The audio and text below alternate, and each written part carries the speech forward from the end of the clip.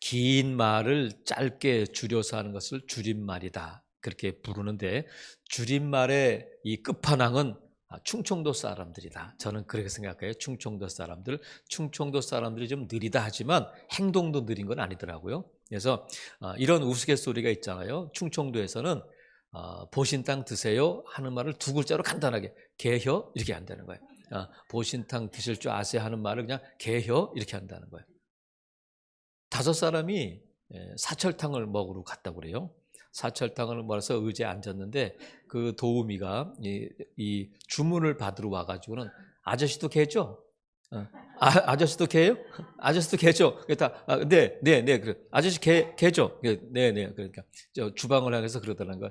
여기 5명 모두 개요? 그랬다는 거야. 여기 5명 모두 개라는 거야. 근데 줄임말이 개혀만 있는 건 아니잖아요. 요새는 인터넷 시대가 돼서 점점 문자도 짧게 그냥 크크 웃고 하는 것도 그냥 키읔 하나로 그냥 간단하게 하잖아요. 제가 몇 가지 줄임말을 제가 말씀드려 볼 테니까 여러분이 과연 신세대인가 나는 고인물인가를 여러분 이해할 수가 있어요. 구취가 뭔지 아세요? 구취. 그러면 입냄새 하냐 하면 그건 고인물이야. 구취가 뭐냐면 요새는 구독 취소를 구취라고 부른대. 그러니까 인터넷 유튜브를 좋아요 구독 눌러주세요 할 때 구취는 구독 취소다. 그리고 무물이 뭔지 아세요? 무물이 뭐냐면 무엇이든지 물어보세요를 무물이라고 그런다는 거예요. 더 우리가 많이 쓰는 말 중에 인싸라는 거죠. 인싸. 또 더 인싸인 사람을 핵인싸 이렇게 부르는데 인싸는 인사이더의 준말인데 다른 사람들에게 인기가 있고 어떤 모임에서 좀 두드러진 사람을 인싸. 반대는 아싸. 아싸는 아웃사이더. 이런 뜻이에요. 그래서 가뿐싸. 이게 뭐냐면 가뿐싸. 갑자기 분위기가 싸해진다. 그래서 그런 사람들을 가뿐싸 이렇게 부르기도 해요. 우리 즐거운 교회 6년 동안을 줄임말로 하면 뭐가 될까? 6년의 역사를 줄여서 3글자로 제가 떠오른 단어가 뭐냐면 말인못이야. 말인못. 그게 뭐냐면 말을 잊지 못하겠다. 할 말이 없다는 거예요. 말인못. 근데 성경은 그것을 뭐라고 부르냐면 에베네셀이다. 그렇게 부른단 말이죠. 에베네셀의 어원이 오늘 본문에 나와 있는 거예요. 왜 에베네셀인가? 왜 에베네셀이냐면 이스라엘 백성들이 블레셋과 전투를 벌이게 되는데 이스라엘이 싸움을 건 것이 아니라 블레셋이 싸움을 걸어왔는데 이 싸움에서 이스라엘이 이기게 돼요. 그래서 이스라엘이 블레셋을 이겼다는 것이 이게 보통 일이 아닌 것이 자주 있는 일. 싸우면 이기고 10전 5승 5패, 10전 6승 4패 이렇게 되는 것이 아니라 이 이스라엘은 블레셋과 싸우면 지는 거야. 그래서 이스라엘은 블레셋의 밥이었어요. 밥. 왜 그러냐면 비대칭 전력 때문에 그래. 이게 무슨 뜻이냐면요. 우리나라가 북한하고 싸우면 누가 이기겠어요, 여러분? 누구의 군사력이 셀까? 우리가 전 세계 7위인가 그래, 군사력이. 북한은 30 이게 돼. 한참 뒤야. 근데 북한이 왜 이렇게 떵떵거리냐면 비대칭 전력 때문에 그래. 탱크가 몇 대야? 비교할 수 있어. 군함이 몇 대야? 비교할 수 있어. 몇 척이야? 비교할 수 있는데 비교가 안 되는 군사력이 있는데 그것이 뭐냐? 핵이야, 핵. 우리는 핵이 없고 북한은 핵이 있기 때문에 우리가 비행기가 얼마나 전투기가 많고 군함이 얼마나 많고 또 육군이 얼마나 많아도 소용이 없는 거예요. 핵 한 방으로 끝나는 거예요. 이 당시에 이스라엘이 블레셋과의 싸움에서 왜 이렇게 질 수밖에 없고 이스라엘이 블레셋에서 밥이냐면 블레셋 군사들은 뭘 갖고 있냐면 칼을 갖고 있어요. 이스라엘은 칼이 없어. 그냥 농사 지을 때 짓는 이 호미 정도야. 그래서 싸움이 안 되는 거예요.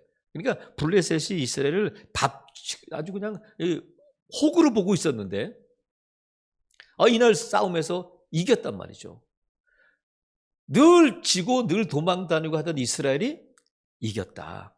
그럴 때에 그 이겼다는 것을 통해서 막 이겼으니까 기뻐하고 축하하고 하는 것이 아니라 하나님께 영광을 돌리고 하나님께 감사하고 하는 일이 있단 말이죠. 그럴 때에 이기고 나서 이 사무엘이 그곳에 돌을 세우고는 그 돌 이름을 뭐라고 지었느냐면 에벤에셀이다. 도움의 돌이다. 하나님이 우리를 여기까지 도와주셨다 해서 에벤에셀이라고 이름을 지었다는 거예요. 여러분, 우리가 이게 살아오는 걸 보면 나 혼자서는 여기까지 올 수 없다. 나 혼자 이렇게 온 게 아니잖아요. 많은 사람들의 도우심이 있고 해서 여기까지 왔는데, 이 에벤에셀은 여호와께서 여기까지 우리를 도우셨다 하는 뜻인데, 이 여호와라는 단어 대신에 우리가 얼마나 많은 다른 이름들을 거기에다가 집어넣고 있느냐 말이죠.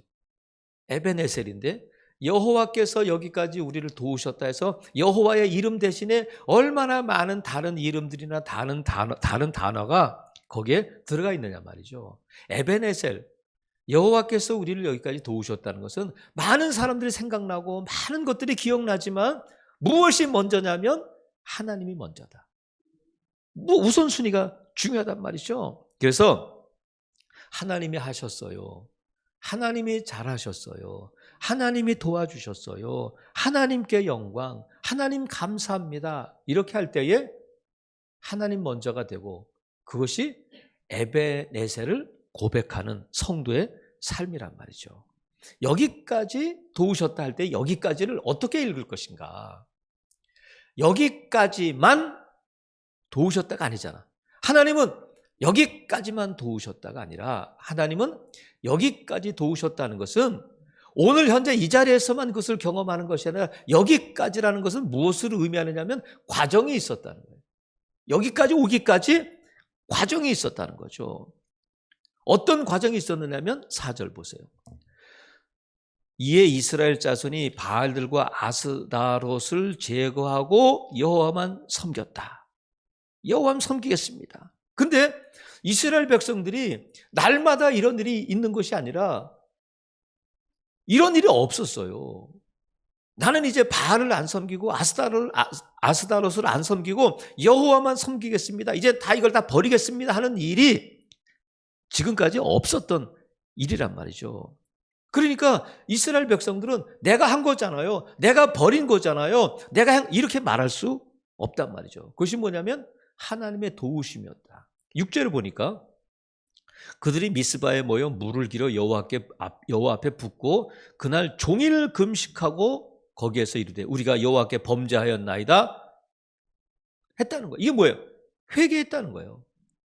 어떤 과정이 있었냐면 하나님께서 그들에게 은혜를 부어주시기 전에 은혜를 받을 수 있는 그릇을 준비시켜 주신 거예요. 바알과 이 아스다롯을 제거하게 하고 또 하나님 앞에 금식하며 자신에게 있던 더러운 것들을 범죄를 고백하고 용서받고 깨끗하게 하는 일을 허락하신 다음에 하나님이 은혜를 베풀어 주신단 말이죠. 여러분 우리가 이 에벤에셀을 고백할 때에 하나님께서 우리에게 이런 과정을 거쳐서 여기까지 오게 됐는데 일단은 하나님께서 은혜 베푸실 때 그릇을 준비시켜 주시는데 엘리사가 그 선지생도의 아내에게 말하잖아요. 가서 그릇을 빌려라. 그릇을 빌릴 때 많이 빌려라.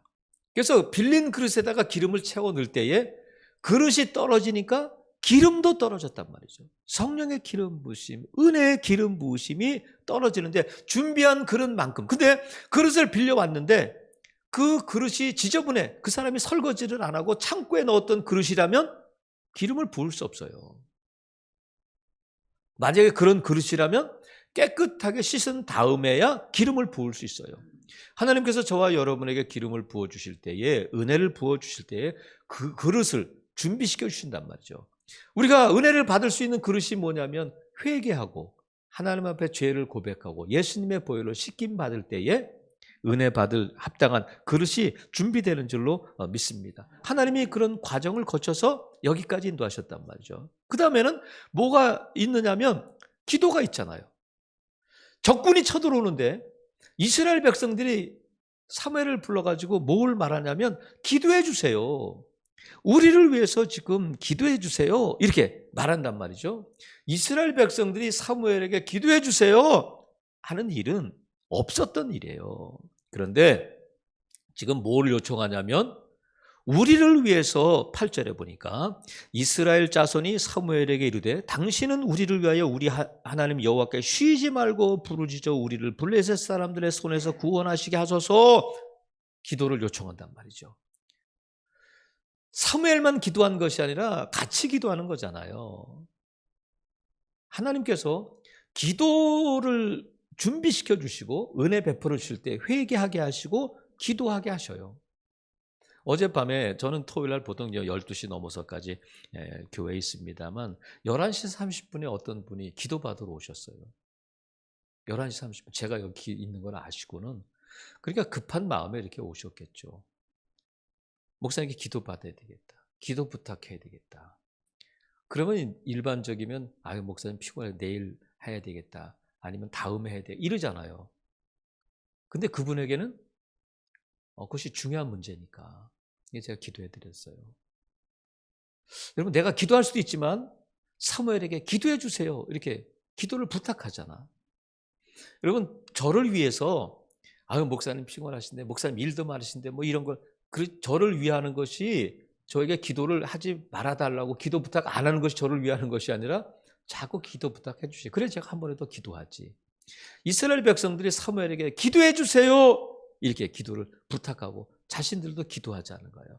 기도하는 거예요. 여러분 하나님께서 우리에게 은혜 베풀어 주실 때에 회개하게 하시고 또 기도하게 하시고 기도할 때 뭐가 있었냐면 응답이 있었다. 기도 없이 응답 없다. 기도 없이 은혜 없다. 믿으시면 아멘. 그래서 여러분 기도 없이 응답 없는데 회개하게 하시고 기도하게 하신 다음에 또 하나님께서 뭘 준비시켜 주시냐면 9절에 보니까 사무엘이 젖 먹는 어린 양 하나를 가져다가 온전한 번제를 여호와께 드렸다. 예배했단 말이죠. 근데 어떤 예배냐면 자 우리 11시 됐으니까 예배합시다. 또 우리 찬송부터 하고 예배하고 이런 형식적인 예배가 아니라 온전한 번제, 온전한 예배를 하나님께 드렸다는 거예요. 온전한 예배. 온전한 예배가 뭐예요? 영과 진리로 하나님께 예배했다. 마음을 다하여 하나님께 예배했다는 거예요. 그럴 때에 예배할 때에 무슨 일이 있었느냐면 블레셋이 쳐들어오는 거예요. 아니 하나님을 예배하는데 하나님께 기도했는데 블레셋이 쳐들어오는 거예요. 근데 기도의 내용이 뭐냐면 사무엘에게 기도 요청한 것이 뭐냐면 하나님께서 우리를 블레셋의 손에서 구원해 달라고 기도해 주세요 했는데 하나님께 기도하고 예배할 때 블레셋이 쳐들어오는 거예요. 이게 도대체 무슨 시츄에이션이냐. 하나님께 기도했으면 무슨 일이 일어나야 되는데 이게 응답일까. 그러면 우리가 하나님께 예배할 때에 적군이 쳐들어왔어요. 블레셋이 쳐들어왔어. 아이고 빨리 나가 싸우자. 아이고 도망가자. 한 것이 아니라 그들이 끝까지 그곳에 서서 예배했다는 거예요. 그들이 예배할 때 무슨 일이 일어났냐면 예배할 때에 하나님이 싸우셨어요. 그들이 하나님을 예배하니까 하나님이 그들을 대신해서 싸우시고 블레셋이 지금까지 싸우면 이기고 싸우면 이겼는데 그날은 지는 거예요. 만일 이스라엘 백성들이 예배하는 것 대신에 잠깐 쳐들어오니까 지금 축도로 빨리 마치고 싸우러 가자. 아이고 빨리 산으로 도망가자 했다면 어떻게 됐겠어요? 말짱 도루묵이 되는 거야. 말짱 도루묵이 뭐냐면 예전의 이스라엘로 그냥 그 모습 그대로 돌아가는 거예요. 왜? 옛날에 그랬으니까. 골리앗 앞에서 두려워 떨고 또 이스라엘 백성이 출애굽에서 나올 때에 애굽에서 나올 때에 바로의 군대가 쳐들어오고 쫓아오고 앞에는 홍해가 있을 때에 막 원망하잖아요. 우리를 바다에서 수장시키려고 우리를 데리고 온 거지 도대체 무슨 계획이 있어서 이런 거야 하면서 막 하나님을 원망하고 모세를 원망한단 말이죠. 광야에서도 그렇고 어려움만 있으면 조금만 먹을 것이 부족하면 하나님을 원망하고 그런단 말이죠.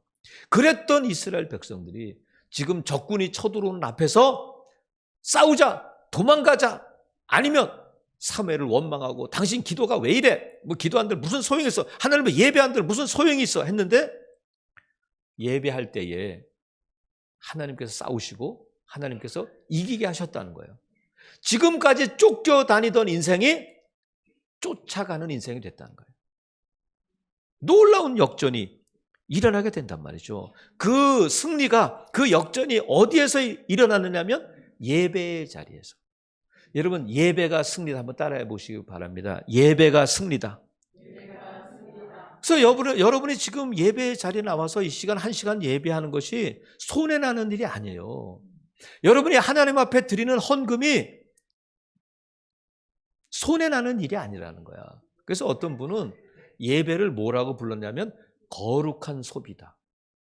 여러분, 하나님을 예배할 때 시간이 필요해요, 안 필요해요? 한 시간 되잖아. 여러분, 하나님을 예배할 때 헌금, 돈이 필요해요, 안 필요해요? 돈이 필요해요. 하지만 우리가 마트에 가서, 우리가 아니면 영화관에 가서 쓰는 소비하고 하나님 앞에 나와서 시간을 들이고 물질을 들이는 것도 소비인데, 그 소비는 어떻게 다르냐면 거룩한 소비다. 하나님과 함께하고 하나님께 영광 돌리는 자리가 예배의 자리가 된단 말이죠. 그래서 하나님은 누구를 찾으시냐면 참된 예배자를 찾으신다. 어려움이 있어도, 두려움이 있어도, 적군이 쫓아와도 예배의 자리를 지키는 사람. 그 사람이 어떤 마음을 하겠어요, 여러분? 내가 정말 힘들 때, 내가 정말 괴로울 때, 내가 정말 견딜 수 없을 때 예배하는 그 심령이 당연히 영과 진리로 예배하지 않겠어요?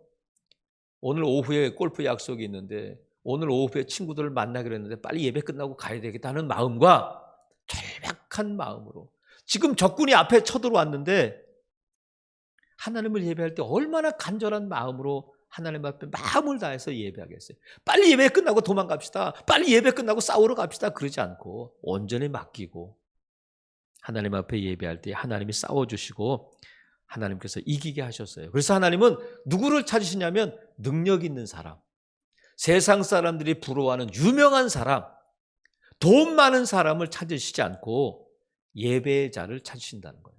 그러니까 저와 여러분이 다 하나님이 찾으시는 사람이 될 수 있는 거예요. 10억 정도는 있어야 하나님이 찾으시고, 무당들은 그러잖아요. 불교 믿는 사람들 그러잖아요. 돈 많은 사람들. 근데 하나님은 누구를 찾으시냐면 참된 예배자를 찾으신다는 거예요. 사랑하시는 성도 여러분, 예배의 승리는 인생의 승리예요. 그래서 성도들은 예배 그 이상의 삶을 살 수가 없는 거예요. 내가 예배에서 승리하면 내 인생에서도, 내 삶에서도 승리하게 되고, 그 사람이 하나님 앞에 예배하는 모습이 그 모습 이상을 넘어갈 수가 없다는 거예요. 그래서 반대로 우리가 예배가 뜸해지고 예배의 위기가 닥쳐오면 그것은 우리 인생의 위기가 되는 거예요. 예배의 승리가 내 삶의 승리인 것처럼 예배의 위기는 내 인생의 위기가 된다. 우리가 코로나19가 이렇게 오래가고 이렇게 심각할 줄은 몰랐잖아요. 2020년도 1월만 해도 한두 명 생기고 뭐 우한에서 이런 전염병이 생겼습니다 할 때만 해도, 근데 점점 확진자가 늘어나고 이 늘어나게 되니까 모이는 것이 제한되고, 그래서 이제 큰 교회들이 문을 닫게 되고 어쩔 수 없이 그럴 수밖에 없는 상황이 돼버렸어요.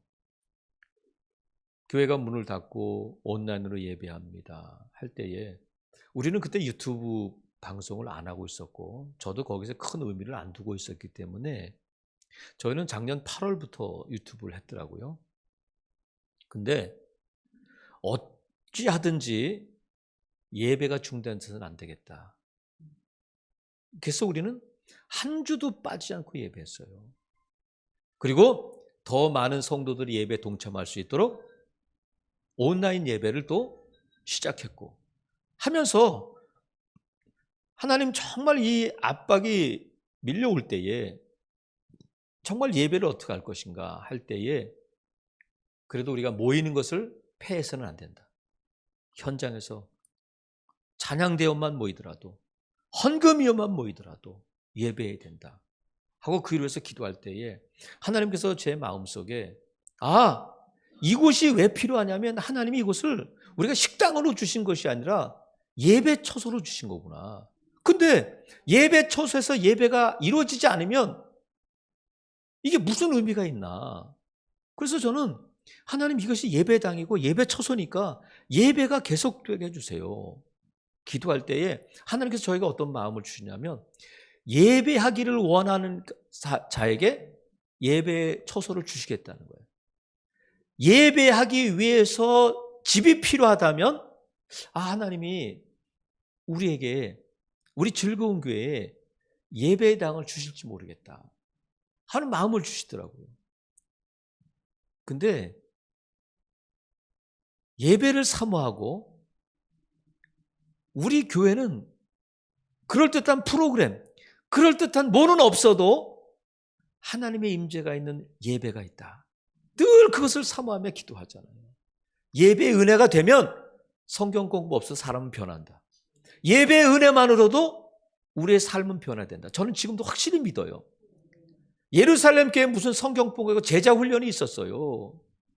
하나님이 은혜 부어주시니까, 하나님께 성령 부어주시니까 쪼개지고 깨어지고 뒤집어지는 역사가 일어났단 말이죠. 그래서 저는 하나님께서 새 예배당을 허락해 주시고 놀라 기적같이 어떻게 이런 일이 돌아보면 말을 이을 수가 없는 거예요. 무슨 말을 할 수 있겠어요? 하나님의 은혜인데. 그래서 제가 새 성전 하다가 뭐로 바꿨느냐면 새 예배당이다. 예배하기 위해서 하나님이 주신 처소고 그곳에서 하나님이 예배하기를 원하신다. 새 예배당이다. 그래서 여러분 여기까지 인도하셨다 할 때 여기까지는 목적지가 아니에요. 우리가 오늘 이 자리에서 이제 이 백범로 이 130 얼마 벌써 잊어먹었네 주소는 이 자리에서 마지막 예배지만 여기까지 도우셨다, 여기까지만 도우셨다 해서 이것이 여기에 목적지가 아니라 하나님의 도우심은 일회용이 아니에요. 일회용 컵 먹고 버리고 일회용 수저 쓰고 버리는 것처럼 하나님의 도우심이 에베네셀이 일회용으로 끝나는 것이 아니라 하나님의 도우심은 앞으로도 계속될 줄로 믿습니다. 하나님의 도우심은 계속된다는 거야. 여기까지만이 아니라 그래서 어떻게 알 수 있느냐 하면 13절 보세요. 13절 보니까 이에 블레셋 사람들이 굴복하여 다시는 이스라엘 지역 안에 들어오지 못하였다는 거예요. 에베네셀 이후에. 자, 막아주셨어요. 자, 하나님이 여호와의 손이 사무엘이 사는 날 동안에 블레셋 사람들을 막으셨다. 그리고 14절 보면 블레셋 사람들이 이스라엘에게서 빼앗았던 성읍이 에그론부터 가드까지 이스라엘에게 회복됐다. 도로 찾게 하셨다는 거야. 그리고 그 뒤에 보면 또 이스라엘과 아모리 사람 사이에 평화가 있었다. 평화가 있었다. 막아주시고 도로 찾게 해주시고 평화가 있게 하셨다. 막아주셨다는 건 더 이상의 공격이 없다는 거예요. 계속해서 우리를 괴롭히고 있고 계속해서 우리를 힘들게 했던 공격을 하나님이 막아주셨다. 에베네셀 여기까지만이 아니라 하나님의 도우심은 그 이후에도 계속 된단 말이죠. 그리고 잃어버렸던 것들, 여러분 무엇보다도 여러분이 코로나19 이전에 2019년도, 2020년도 지나오면서 에베네셀의 하나님은 저와 여러분이 잃어버렸던 것을 다 회복시키시는 하나님이신 줄로 믿으시기를 바랍니다. 건강도, 재정도, 직장도, 사업장도, 명예도, 가정도, 가족도, 땅도 회복되는 은혜가 임하기를 주님의 이름으로 축복합니다. 평화가 있다. 돈으로 줄 수 없는 거잖아요. 여러분의 가정의 평화, 우리 즐거운 교회의 평화, 무엇보다도 여러분의 심령에, 여러분의 가정의 평화가 임하기를 주님의 이름으로 축복합니다. 그것이 에베네셀의 하나님의 은혜가 계속되고 있다는 증거가 된단 말이죠. 그래서 여러분, 에베네셀의 하나님 고백할 때 에베네셀에는 과정이 있다. 과정이. 말씀드렸잖아요. 회개의 과정이 있었고, 기도의 과정이 있었고, 예배의 과정이 있었는데, 사무엘이 에베네셀 할 때에 이스라엘 백성들의 삶뿐만이 아니라 이스라엘 백성들의 현실뿐만이 아니라 블레셋을 이겼다고 하는 그 승리뿐만이 아니라 이 사무엘이 자신을 돌아볼 때도 그러지 않겠어요? 여러분, 사무엘의 출생을 알잖아. 사무엘의 어머니 이름이 뭐예요? 한나잖아. 한나가 아들이 없어서 분인나에게 괴롭힘을 당하고 눈물로 나날을 지새우고 하나님 앞에 가서 눈물로 하소연하고 통곡하며 기도하잖아요. 하나님, 제게 아들을 주시면 하나님께 바치겠습니다. 서원을 하잖아요. 한나가 사무엘에게 그 얘기를 안 했겠어요? 내가 너를 기도로 낳았다. 하나님이 응답으로 낳은 아들이다. 눈물로 낳은 아들이다. 사무엘이 그 말을 듣고 자라지 않았겠어요? 사무엘의 자신을 돌아보니까 어떻게 내가 지금 이 자리에 있을까? 하나님이 나를 여기까지 인도하셨구나 하는 자신의 고백이기도 하단 말이죠.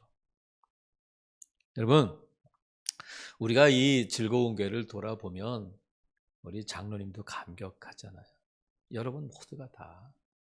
저도 그냥 어젯밤에 여기서 기도하는데도 할 말이 없더라고요. 제가 다른 목회자들보다 얼굴이 잘생겼어요. 공부를 많이 했어요. 내세울 게 없는데 그냥 은혜구나. 많은 목사님들이 어떻게 이 코로나 어려운 때 그래도 그렇게 예배 처소를 이렇게 새 예배당을 이렇게 하고 이사 갑니까? 어떤 집사님이 그러더라고요.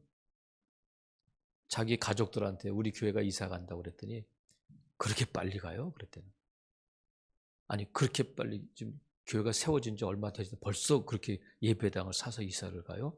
놀래더라는 거야. 하나님의 은혜인 줄로 믿습니다. 우리가 할 말이 없잖아요. 하지만 하나님이 여기까지 도우셨다고 하는 에베네셀은 그 도우심은 새 예배당에서도 계속될 줄로 믿습니다. 그것이 우리가 믿는 하나님이고 또 지금까지 돌아보면 하나님의 은혜라고밖에 말할 수 없는 현실이고 그것을 또 우리가 하나님께 영광 돌릴 수밖에 없단 말이죠. 그래서 저와 여러분이 오늘 이 자리에서 하나님을 예배할 수 있다는 것, 하나님을 예배한다는 것 자체가 은혜임을 믿을 수 있기를 바랍니다. 하나님께서 은혜 주신 자리고 이 자리가 예배의 자리가 승리의 자리다. 여러분 잘하셨어요? 여러분 승리하셨어요. 그런데 모든 영광은 하나님께. 하나님이 잘하셨습니다. 하나님이 잘하셨습니다. 그래서 여러분 한번 따라해 보겠습니다. 오늘 이 자리가 에베네셀의 자리니까 한번 다 같이 저를 한번 따라해보면 좋겠어요. 에베네셀의 하나님. 하나님이 잘하셨어요. 하나님이 영광 받아주세요. 하나님께 영광의 박수. 하나님이 잘하셨습니다. 우리가 여러분 음악회 가서 연극 가서 끝날 때 막 잘하셨어요. 하나님께. 우리 마음이잖아. 그거밖에 할 말이 없으니까. 사랑하신 성도 여러분, 하나님의 이 도우심은 일회용이 아니다. 한 번 쓰고 버리는 일회용이 아니고 하나님의 도우심은 앞으로도 계속될 줄로 믿습니다. 지난 6년 동안 순간순간 함께 하시고 인도하신 하나님이 우리 즐거운 게 앞으로 60년 주님 다시 오실 때까지 지켜주시고 인도하시고 보호해 주실 줄로 믿습니다. 에베네셀의 하나님이 우리를 도와주셔서 이기게 하시고 회복시켜 주시고 우리 교회 여러분의 가정에 평화 주실 줄로 믿습니다. 그래서 모든 영광은 에베네셀의 하나님께 돌리고 또 우리는 하나님이 주신 은혜를 기대하며 이제 새로운 예배 처소를 향해서 나아갑니다. 함께 동행하시고 함께 영광 돌리고 함께 은혜 나누고 함께 고백하는 저와 여러분 될 수 있기를 주님의 이름으로 축복합니다. 아멘.